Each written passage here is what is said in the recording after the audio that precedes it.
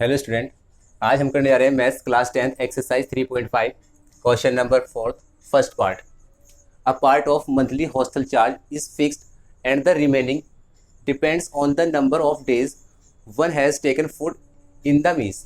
When a student A takes for food for 20 days she has to pay rupees 1000 and hostel charge, whereas the student B who takes food for 26 days pay rupees 1180 as hostel charge.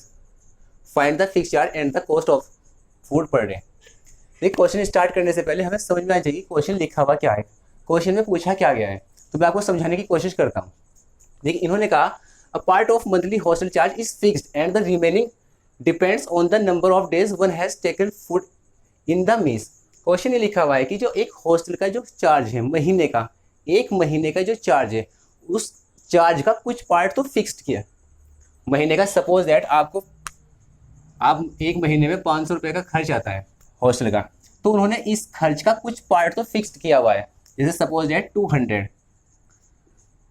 अब जो remaining part है वो इस बात पर depend करता है कि हॉस्टल में स्टूडेंट कितने दिन खाना खाता है। ठीक है। When a student A takes food for 20 days she has to pay rupees 1000। यानी अगर एक स्टूडेंट हॉस्टल के अंदर 20 days रहता है और वहाँ पर खाना खाता है, तब उसे 1000 रुपीज़ पे करने हैं। और एक दूसरा स्टूडेंट है बी, अगर वो कितने दिन रहता है 26 days रहता है, तब उसे 1180 रुपीज़ पे करने हैं जो हॉस्टल चार्ज है।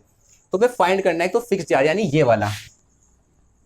ठीक है। और एक दूसरा and the cost of food per day, यानी एक दिन का जो खाने का खर्च है उसकी कॉस्ट आपको बतानी है।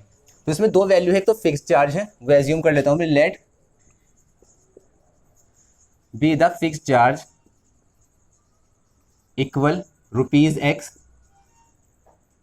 And charge for food per day. इसका जो चार्ज है लेट बी रुपीज वाई। अब देखिए, यहाँ के बाद जब हम वर्ड प्रॉब्लम करते हैं तो मैंने आपसे बताया कि आप वर्ड प्रॉब्लम में अगर कभी भी कंफ्यूज हो तो आप केवल न्यूमेरिकल वैल्यू पे कॉन्सेंट्रेट करें, यानी आप न्यूमेरिकल वैल्यू को पढ़ें और उसके सामने उसका रिलेशन लिखा हुआ आपको मिलेगा। उस रिलेशन को तब तक समझने की कोशिश करें जब तक आपकी समझ में ना जाए। देखिए, यहाँ पे एक न्यूमेरिकल वैल्यू है मेरे पास 1000, मैंने सर्कल भी किया हुआ है, तो आप वो न्यूमेरिकल वैल्यू यहाँ पे लिख ले। इसके सामने आप इसका रिलेशन लिखें। इसका रिलेशन क्या है कि अगर आप हॉस्टल में 20 days रहते हैं तब आपको कितना पेमेंट करना पड़ता है 1000।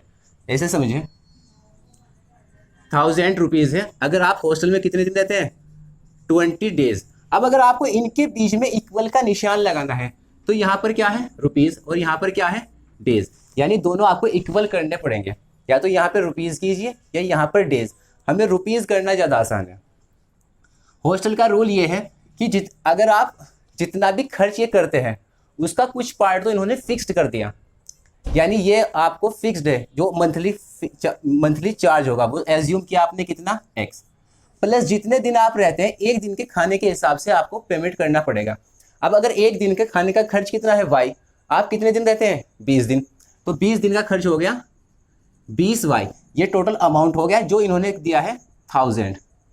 इस तरीके से हमारी पहली कंडीशन से पहली इक्वेशन मिल जाएगी। यानी कंडीशन फर्स्ट आपने अप्लाई की तो आपको इक्वेशन मिलती है x plus 20y equal 1000। Equation first बोल देंगे। सिमिलरली सेकंड कंडीशन से हमें सेकंड इक्वेशन मिलेगी। सेकंड कंडीशन में न्यूमेरिकल वैल्यू है हमें गिवन, वो है 1180। आपने 1180 लिखा, वो इक्वल है किसके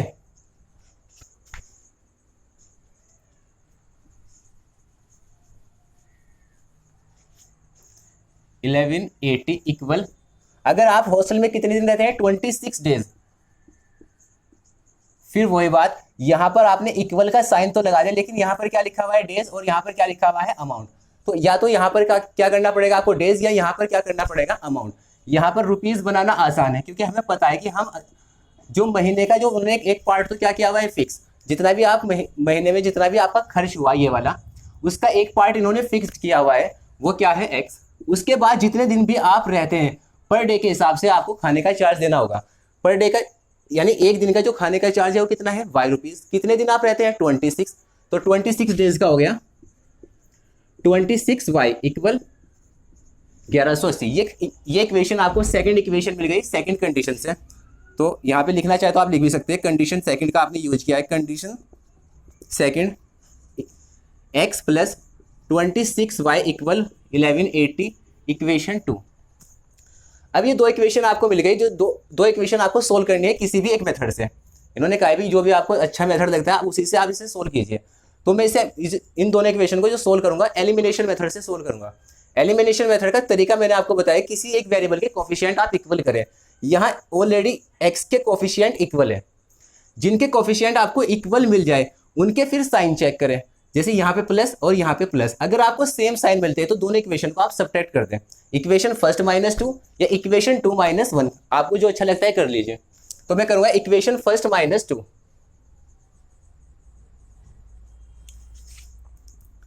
equation first minus equation 2। Equation first लिखी x plus 20y equal 1000। Second equation x plus 26y equal 1180। और दूसरी इक्वेशन आप कर क्या रहे हैं, सब्ट्रैक्ट, यानी जिस इक्वेशन को हम माइनस करते हैं उसके साइन चेंज हो जाएंगे। यहाँ पे प्लस है माइनस, यहाँ पे प्लस है माइनस, यहाँ पे प्लस है तो यहाँ पर भी माइनस।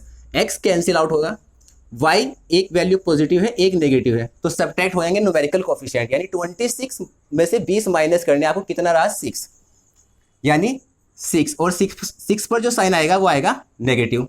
इक्वल यहाँ 1000 माइनस करने 1180 में से, तो यहाँ पे मिलेगी वैल्यू आपको -180। माइनस से माइनस कैंसिल आउट, तो 6y इक्वल 180, 6y इक्वल 180। हमें वैल्यू किसकी निकालनी है, y की। जिसकी वैल्यू हमें निकालनी होती है वो इक्वल के एक साइड अदर दूसरी साइड, तो आपको 6 दूसरी साइड भेजना है। यहाँ पर लिखा हुआ है मल्टीप्लाई का, मल्टीप्लाई में दूसरी साइड जाएगा डिवाइड में, यानी y इक्वल 180 अपॉन 6, 6 3 जा 18, y की वैल्यू आपको मिली 13। ये y की वैल्यू आप किसी भी इक्वेशन में रख दीजिए y के प्लेस पे। इक्वेशन फर्स्ट में रख दे, इक्वेशन 2 में। इक्वेशन फर्स्ट में अगर आप रखते हैं तो कैलकुलेशन आसान होगी, तो मैं इक्वेशन फर्स्ट में रख रहा हूं y की value, y equal 30 put in equation first, y equal 30 put in equation first. Equation first है हमारे पास x plus 20y equal 1000, x plus 20 as it, और y के प्लेस पे आपको लिखना क्या है 30, यानी 20 into 30 equal 1000, x plus 20 into 30 600 equal 1000।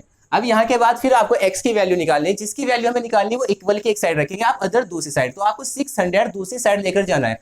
600 में साइन है प्लस का, दूसरी साइड माइनस में चला जाएगा, 1000 माइनस 600, तो x इक्वल 400। तो ये हमारे आंसर आ गया। x की वैल्यू कितनी आई 400 और y की वैल्यू 30। x हमारा था क्या, x था फिक्स्ड चार्ज, यानी जो महीने का जो चार्ज हॉस्टल ने रखा हुआ है, ठीक है, वो कितना है 400। यानी आप अगर एक महीना उसमें रहते हैं तो आपको 400 आपको जमा करने होंगे। उसके बाद जितने दिन भी आप रह रहे थे पर डे के हिसाब से आपको 30 रुपए का, अगर आप खाना खाते हैं वहां पर, तो आपका जो खाने का खर्च है वो कितना है एक दिन का, 30 रुपए। ठीक है, तो आई होप आपको समझ में आया होगा। Thank you for watching.